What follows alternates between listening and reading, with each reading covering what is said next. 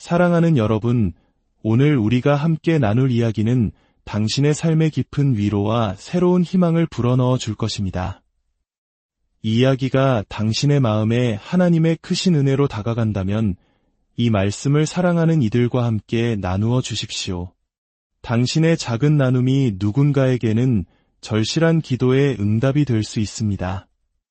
주님의 이름으로 당신의 삶에 평안과 축복이 가득하기를 기원합니다. 산고, 즉 아기를 낳는 고통은 아기를 만들어내지 않습니다. 이미 잉태된 아기가 있기에 그 생명이 태어나기 위해 산고가 시작되는 것입니다. 어쩌면 지금 당신이 겪고 있는 그 깊은 고뇌와 아픔은 당신의 안에 하나님께서 심어주신 소중한 무언가가 태어나기를 기다리고 있다는 신호일지도 모릅니다. 하나님께서 주신 거룩한 은사와 은혜, 그분이 주신 꿈을 당신이 품고 있기에 그 꿈이 기도의 고통을 통해 세상에 나오려 하는 것일 수 있습니다.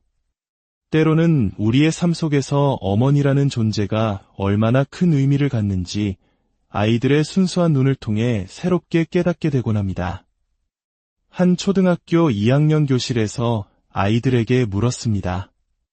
하나님은 그리고 무엇으로 엄마를 만드셨을까? 한 아이가 이렇게 대답했습니다. 하나님은 구름과 천사의 머리카락, 그리고 세상의 모든 좋은 것들로 엄마를 만드셨어요. 그리고 아주 약간의 짓궂음도 넣으셨대요. 또 다른 질문이 이어졌습니다. 왜 하나님은 다른 엄마가 아니라 바로 지금의 엄마를 너에게 주셨을까? 한 아이는 간단하게 말했습니다. 우리는 가족이니까요. 다른 아이는 이렇게 말했습니다. 하나님은 우리 엄마가 다른 사람들 엄마보다 저를 훨씬 더 많이 좋아한다는 걸 알고 계셨거든요. 엄마는 결혼하기 전에 아빠에 대해 뭘 알아야 했을까? 라는 질문에 한 아이는 아빠의 성이요 라고 답했습니다. 또 다른 아이는 진지하게 말했습니다. 아빠의 배경을 알아야 했어요. 혹시 나쁜 사람은 아닌지, 술을 많이 마시지는 않는지 같은 거요. 한 아이는 1년에 최소한 $800는 버는지도요. 라고 말해 웃음을 자아냈습니다. 집안의 결정권자가 누구냐는 질문에 한 아이는 이렇게 말했습니다. 엄마는 대장이 되고 싶어 하지 않으세요. 하지만 아빠가 너무 철부지라서 어쩔 수 없이 대장이 되셔야 해요. 다른 아이는 말했습니다. 당연히 엄마죠. 엄마는 침대 밑에 숨겨둔 것까지 다 찾아내시거든요. 엄마와 아빠의 다른 점은 뭘까? 라는 질문에 한 아이의 대답은 많은 것을 생각하게 했습니다. 엄마는 직장에서도 일하고 집에서도 일하세요. 아빠는 그냥 직장에서만 일해요. 어머니에 대한 아이들의 순수한 이야기는 우리에게 따뜻한 미소와 함께 깊은 공감을 줍니다. 오늘 우리는 성경 속에서 가장 위대한 어머니 중 한 명인 한나의 이야기를 통해 고통이 어떻게 기적이 되는지, 간절한 기도가 어떻게 역사를 바꾸는지 함께 나누고자 합니다. 사무엘상 1장으로 가보겠습니다. 오늘 이야기의 주인공 한나는 아이를 낳지 못하는 깊은 슬픔 속에 살고 있었습니다. 당시 문화에서 아이를 낳지 못하는 것은 여성에게 큰 수치이자 고통이었습니다. 남편 엘가나에게는 또 다른 아내 브닌나가 있었고 그녀는 자식들을 낳으며 한나를 끊임없이 괴롭혔습니다. 마음의 고통이 너무나도 깊었던 한나는 먹지도 못하고 울기만 했습니다. 남편 엘가나는 그녀를 위로하며 말했습니다.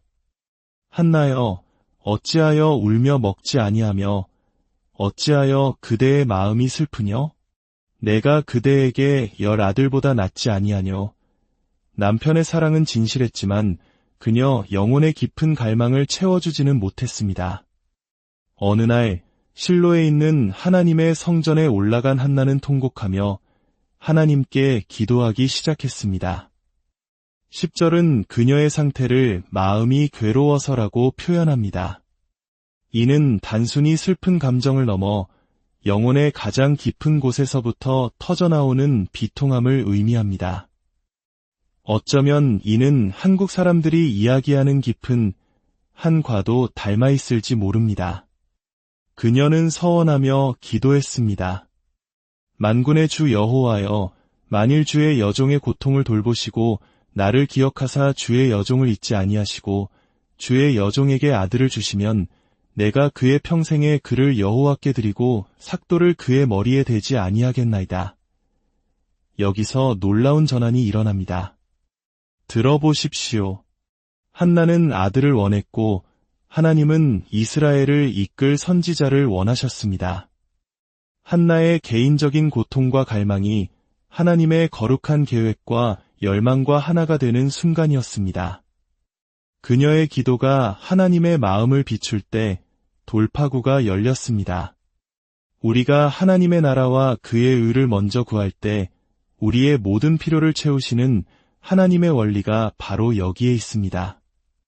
나의 소원을 하나님의 소원으로 만들 때 하나님께서는 당신의 필요를 당신의 기쁨으로 채워주십니다. 한나는 너무나도 간절히 마음속으로만 기도했습니다. 입술은 움직였지만 소리는 들리지 않았습니다. 이를 지켜보던 엘리 제사장은 그녀가 술에 취했다고 오해했습니다. 내가 언제까지 취하여 있겠느냐, 포도주를 끊으라. 그러나 한나는 대답했습니다. 내 주여, 그렇지 아니하니이다. 나는 마음이 슬픈 여자라. 포도주나 독주를 마신 것이 아니요 여호와 앞에 내 심정을 통한 것뿐이오니 당신의 여종을 악한 여자로 여기지 마옵소서. 내가 지금까지 말한 것은 나의 원통함과 격분됨이 많기 때문이니이다.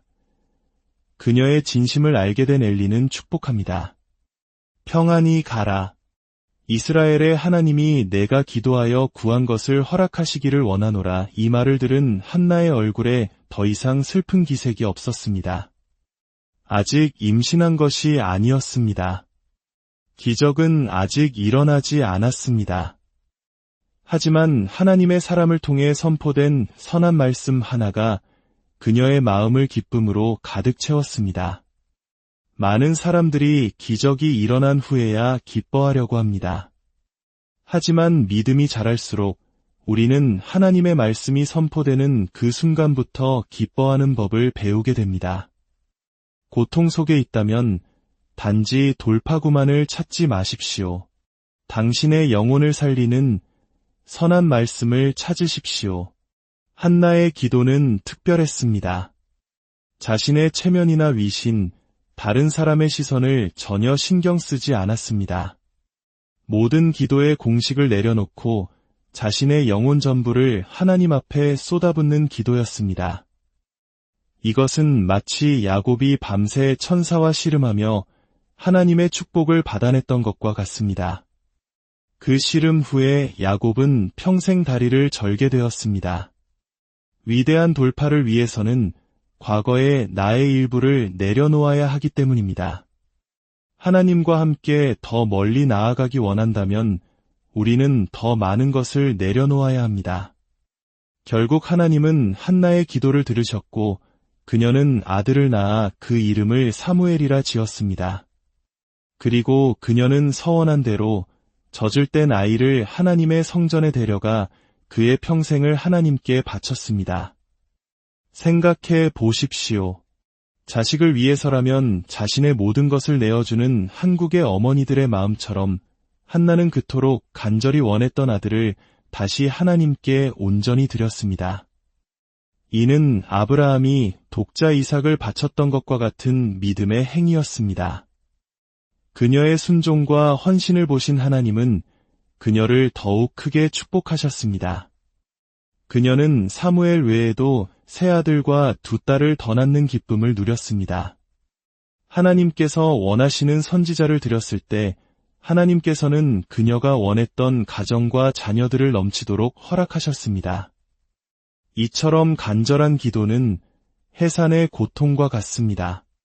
사도 바울은 갈라디아서에서 이렇게 말합니다. 너희 속에 그리스도의 형상을 이루기까지 다시 너희를 위하여 해산하는 수고를 하노니 그는 타협으로 가득한 갈라디아 교회 안에 그리스도의 모습이 세워지도록 기도로 해산의 고통을 겪고 있다고 말합니다. 다시 한번 기억합시다. 산고가 아기를 만드는 것이 아닙니다. 이미 잉태된 아기가 산고를 일으킵니다. 지금 당신의 마음속에 있는 그 채워지지 않는 꿈과 고통은 당신이 기도로 씨름하고 있다는 증거입니다. 하지만 그 기도가 새로운 생명을 창조하는 것이 아닙니다. 하나님께서 이미 당신 안에 심어두신 은사와 은혜, 그 거룩한 꿈이 바로 그 기도의 고통을 일으키고 있는 것입니다. 당신 안에 생명이 태어나기를 기다리고 있는 것입니다. 이러한 기도는 세상을 바꿀 힘이 있습니다. 예수님께서는 마가복음 11장에서 말씀하십니다. 하나님을 믿으라. 누구든지 이 산더러 들리어 바다에 던져지라 하며 그 말하는 것이 이루어질 줄 믿고 마음에 의심하지 아니하면 그대로 되리라. 예수님은 여기서 단순히 작은 문제를 해결하는 기도를 말씀하시는 것이 아닙니다. 산을 옮겨 바다에 던지는 것은 전 세계에 영향을 미치는 거대한 사건입니다. 즉, 예수님은 우리의 기도가 온 세상에 영향을 미칠 수 있는 강력한 것임을 가르쳐 주시는 것입니다. 그런데 이 놀라운 약속 바로 다음에 예수님은 이렇게 덧붙이십니다. 서서 기도할 때에 아무에게나 혐의가 있거든 용서하라. 그리하여야 하늘에 계신 너희 아버지께서도 너희 허물을 사하여 주시리라. 세상을 흔드는 기도와 용서가 함께 언급됩니다. 만약 기도가 날카로운 창이라면 용서는 그 창의 가장 예리한 끝, 바로 창끝과 같습니다. 용서라는 창끝으로 이끌리는 믿음의 기도는 어떤 환경에 던져지든 반드시 돌파를 가져올 것입니다. 우리에게는 누군가를 용서하지 않을 권리가 없습니다.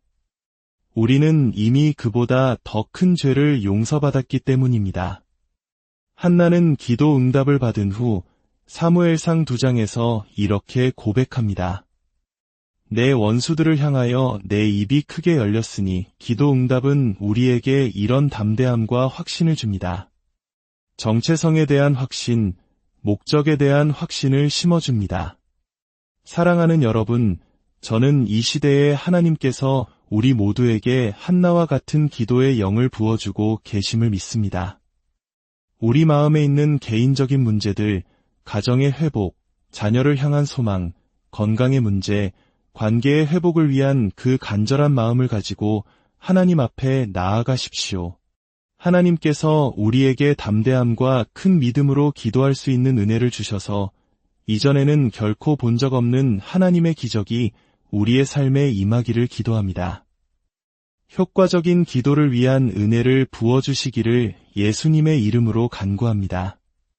하나님 아버지, 지금 이 말씀을 듣고 있는 당신의 사랑하는 자녀들의 마음속 깊은 곳에 있는 모든 고통과 간절한 소원을 주님께서 아십니다.